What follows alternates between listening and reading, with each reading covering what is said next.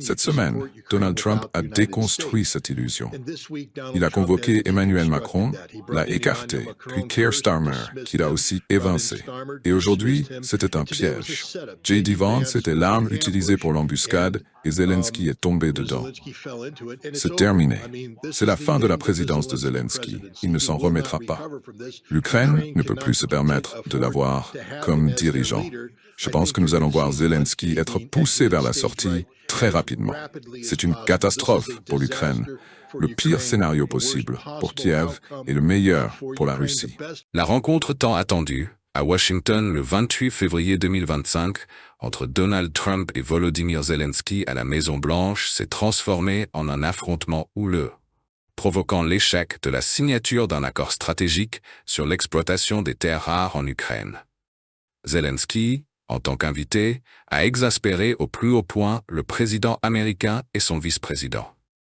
Une séance extrêmement tendue qui met en lumière l'entêtement, voire la bêtise, de l'ex-président ukrainien. Seul Bernard-Henri Lévy, le grand philosophe autoproclamé, le botulien inventeur du concept de la guerre sans l'aimer, a défendu son ami Zelensky. Quelque part, en Ukraine, ces hommes sont abasourdis par la vulgarité de ce qui vient de se passer à la Maison-Blanche. Mais ils sont fiers de la noblesse, du panache, en un mot de la grandeur de leur président, Volodymyr Zelensky, qui tient bon face à l'outrage.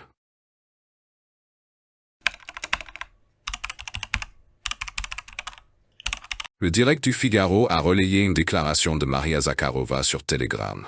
Selon la porte-parole de la diplomatie russe, Trump et Vance ont fait preuve de retenue face à l'ordure Zelensky. Je pense que le plus gros mensonge de Zelensky, parmi tous ces mensonges, est sa déclaration à la Maison-Blanche, selon laquelle le régime de Kiev était seul, en 2022, sans soutien. La façon dont Trump et Vance se sont contenus et n'ont pas giflé cette ordure relève du miracle de retenue. Zelensky a quitté la réunion. Et l'accord sur les terres rares n'a pas été signé.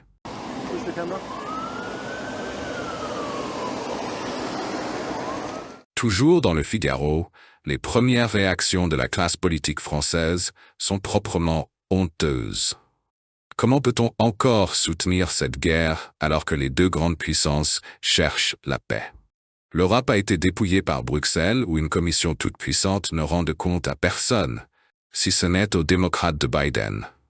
Désormais privés de leur parapluie américain, les eurodirigeants s'obstinent à plonger encore davantage les pays européens dans le conflit.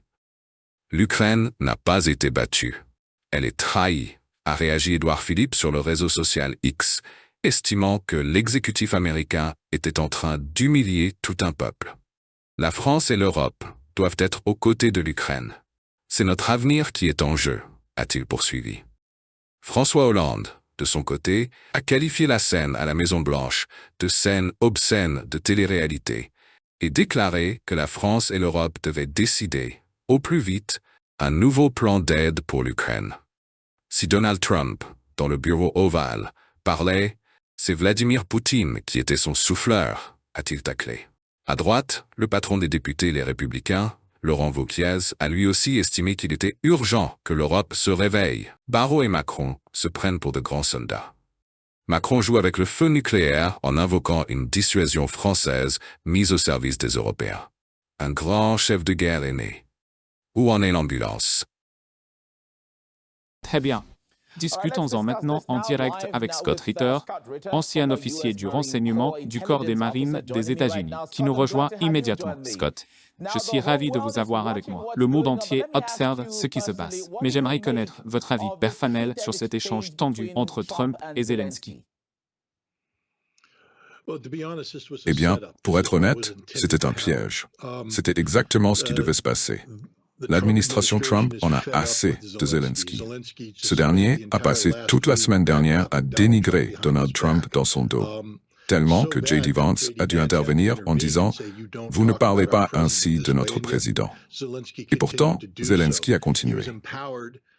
Il s'est senti soutenu par ses alliés européens, notamment Emmanuel Macron et Keir Starmer, qui ont fait croire que l'Europe pouvait continuer à soutenir l'Ukraine sans les États-Unis. Cette semaine, Donald Trump a déconstruit cette illusion. Il a convoqué Emmanuel Macron, l'a écarté, puis Keir Starmer, qui l'a aussi évincé. Et aujourd'hui, c'était un piège. J.D. Vance était l'arme utilisée pour l'embuscade et Zelensky est tombé dedans.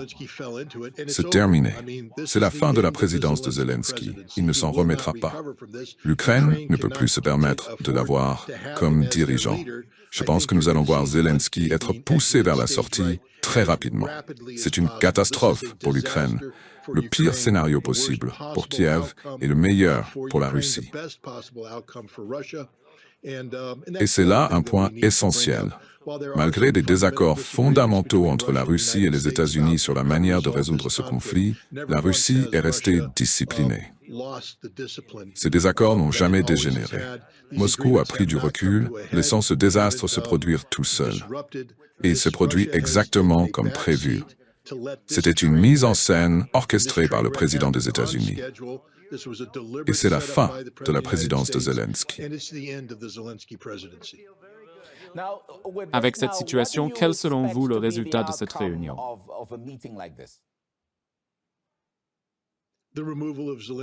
La destitution de Zelensky de son poste de président de l'Ukraine. C'était l'objectif.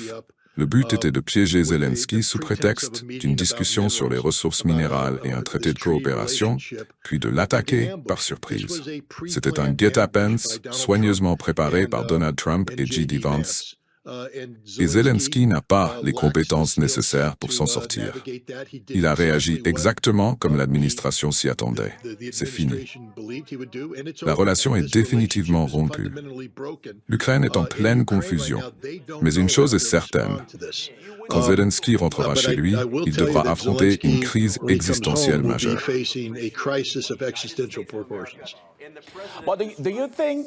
Pensez-vous qu'après cette réunion, malgré la tension entre Zelensky et Trump, l'accord ait été signé?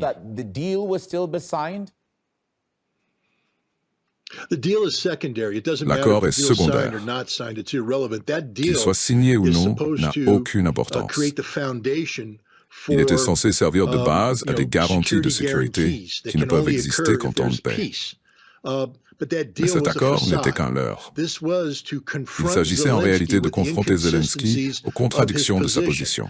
Zelensky était le principal obstacle à un accord de paix significatif entre les États-Unis et la Russie. Il devait être éliminé. Et maintenant il l'est. C'est un désastre. Cela aurait... Vous avez été très clair sur l'impact de cette réunion sur la présidence de Zelensky. Parlons maintenant des Ukrainiens ordinaires et de l'opposition politique en Ukraine. Quel sera, selon vous, leur ressenti face à cette situation? C'est un désastre. Cela aurait dû être anticipé, mais ça ne l'a pas été. On l'a vu avec cette mascarade où le Parlement ukrainien a voté pour maintenir Zelensky au pouvoir. Après un second tour marqué par l'influence des dirigeants européens à Kiev. Mais maintenant, cette façade s'effondre. Zelensky n'est pas un président démocratiquement élu.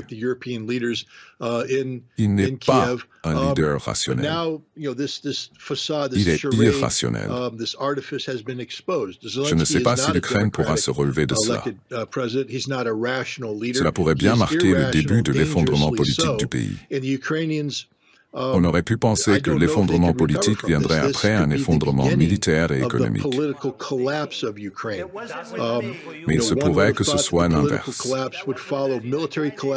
Cette réunion pourrait déclencher une chute politique, suivie d'un effondrement économique et social, et enfin militaire. Quoi qu'il en soit, la résistance ukrainienne est quasiment terminée. La guerre est pratiquement finie.